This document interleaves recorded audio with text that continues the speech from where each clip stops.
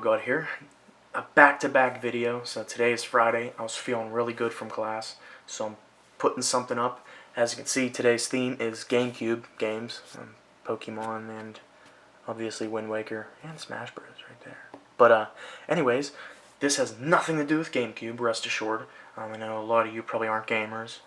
Well, at least you are. You just never played that because it's age-old. But today we're going to be talking about my first edition base set and Shadowless collection. So I have two different parts of the video, but they're all going to be mashed together. So this is going to be awesome. I know some of you guys, just know the hype surrounding the first edition Shadowless and Shadowless cards. So I decided to put a whole video together and show off what I have, at least, and the progress that I'm making to actually completing both the sets.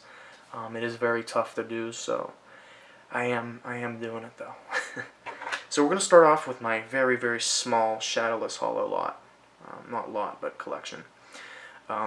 So let's start out with Mewtwo, one of my favorite arts of all time. I used to love the shit out of Mewtwo when I was younger, along with Charizard. I always wanted Mewtwo to fight Charizard, but I don't think anywhere we ever saw it. So actually, you know what we did in a recent, pretty sure in a recent like little animation or something like that. Red did catch Mewtwo with Charizard, but I would have probably wished to see it like when I was 5 years old. It wasn't as impressive. So, anyways, as you can see, Mewtwo Shadowless. It differs a lot from the old edition of it. It's very easy to tell. He's more purple and the hollow's different. We have Shadowless Hitmonchan EXC condition. I think I got this from like a flea market or a garage sale or something. So I think I got it for like $6, which isn't bad. I mean, it was a long, long time ago, probably before some of you were born. So we have Venusaur Shadowless. This one is near mint condition even. Probably would grade a 9, definitely not a 10, just knowing PSA standards with the base set cards. So really hyped to have this one though. We have Alakazam. Bought this one not too long ago for like $30. Near mint condition, probably would grade a 9, maybe even an 8. The centering is alright. I know they have a little percentage for wiggle room, but I think it might make the cut. And then finally, my childhood Charizard. So at one point I had two of these. One was from someone on Instagram. His name's Chris Ketchum, good friend of mine. We've known each other for a while. I actually sadly sold that one because it was EXE condition. I almost mixed it up with this one, so that's why I got rid of it. But I didn't take too well care of it when I was younger. I took this to school along with, my other base set Charizard. I actually had two. But I never had a first edition Shadowless one. I wasn't up with the Pokemon hype right at that point in my life, so I wish I would have been, because I would have had a base set booster box and a first edition base set booster box, but I was only 3 to 4 years old when this shit came out. So let's go into first edition Shadowless stuff. I don't know if it's going to focus properly. Focus fucker. There we go. So we have Haunter here. Yeah, it's an alright uncommon. He looks like he would make a good holo at least.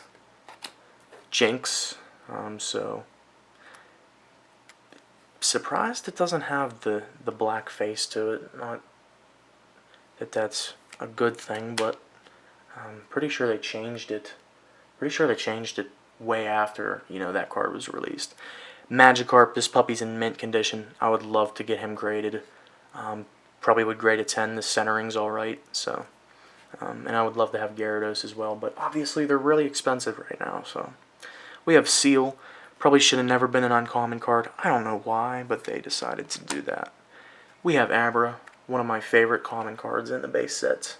He's just so freaking chill, just sitting there on the tree and like waiting to teleport away for a trainer to try to catch him, but I just bent it, that's alright. It's already jacked up in the back. We have Diglett, so as you can see, he's a little bit hairy. I don't know why. That makes it a lot weirder with ground penis, but we have Machop, so I know there's a difference between this one and the unlimited version. This one's zoomed out a little bit more, as you can see. I know the newer, well, not newer, but the unlimited version is very close. We have Magnemites, so I got this. I don't even remember where I got this guy from. Pretty sure it was just sitting in a box, and I found it. I probably have a ton more of these sitting somewhere. Haven't been in my attic for years, so maybe someday I'll be able to go home and actually root through the attic, maybe find some old cards. Metapod. This was actually from a friend of mine as an extra through a trade. Nidoran Male. This is another one that I just found sitting in a tin. I'm surprised it's kind of like mint condition. Obviously, I wouldn't grade a common card, but we have Poliwag. Another one that you really can't tell the difference between shadowed and shadowless. Ponyta. I think the rest of these cards from here on out are actually from a friend of mine. I bought a little bit of a lot for like 20 bucks, so I was pretty hyped up about that. But we have Ponyta. Alright art. I don't understand how she's walking on top of grass or soybean fields. I don't know what that is, but we have Rattata. Such a badass little Pokemon, man. If I could have a team of level 100 Rattatas in real life, I probably would.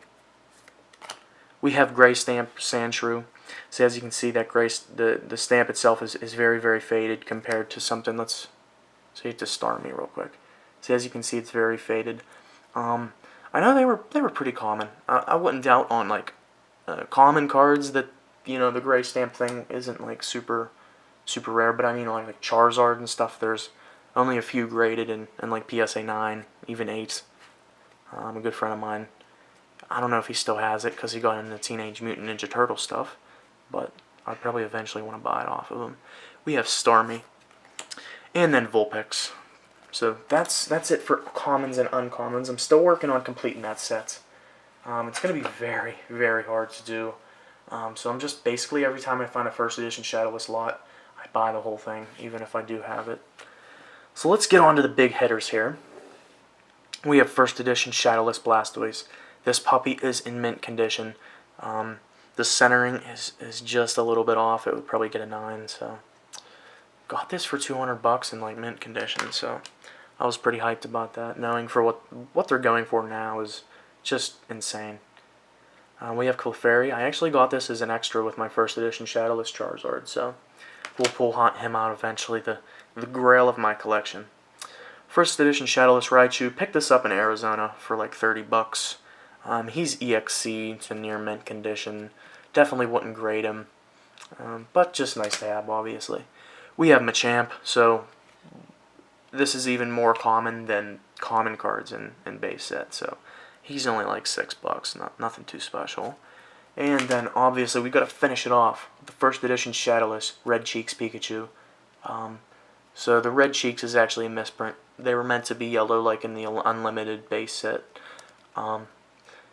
Most people know about the Red Cheeks thing. If you don't, it's not super duper rare. Obviously getting one first edition Shadowless is a little bit tougher. I think I paid 40 bucks for this, but you know what, the price was worth it to me, even though it's not really worth that, I don't think. And then finally, the grail of my collection, it always will be, no matter what I have, is my first edition Shadowless Charizard in PSA 8. So at first I was really reluctant to buy PSA 8. I decided to invest the money. I spent, I think, 900 bucks on this, so it was a really good investment, and I at least doubled my money already. So that was only about 8 months ago, which, I mean, that's a pretty good turnaround. Hopefully they keep going up. I would hate to see the 10 get over like $30,000 because that's unreachable for anybody without a disposable income of like 200 grand at least. You're basically buying like a second car just made out of cardboard. So appreciate you guys watching this quick video. Let's hope that doesn't knock it over there. Probably will.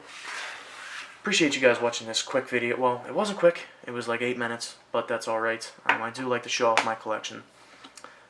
Especially this. This is like, a lot of these are my grails of my collection. Just some of them I've had since I was younger, so a lot of nostalgia here, especially with the Shadowless stuff, because that's, a lot of these, you know, I was getting when I was younger. I really wasn't buying them yet when the Unlimited base set was out.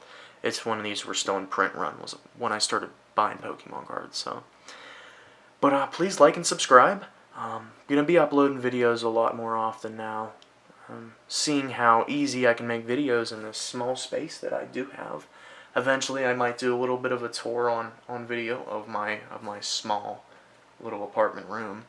But nonetheless, it's gonna be quality content.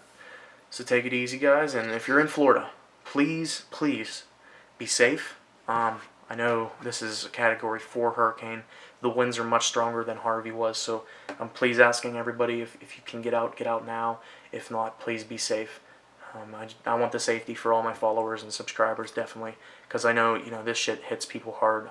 People lose their homes, family members, pets, and it's really sad. But if you can prepare, definitely please prepare. I know things are really scarce, such as gas and stuff, but like I said, be safe, guys.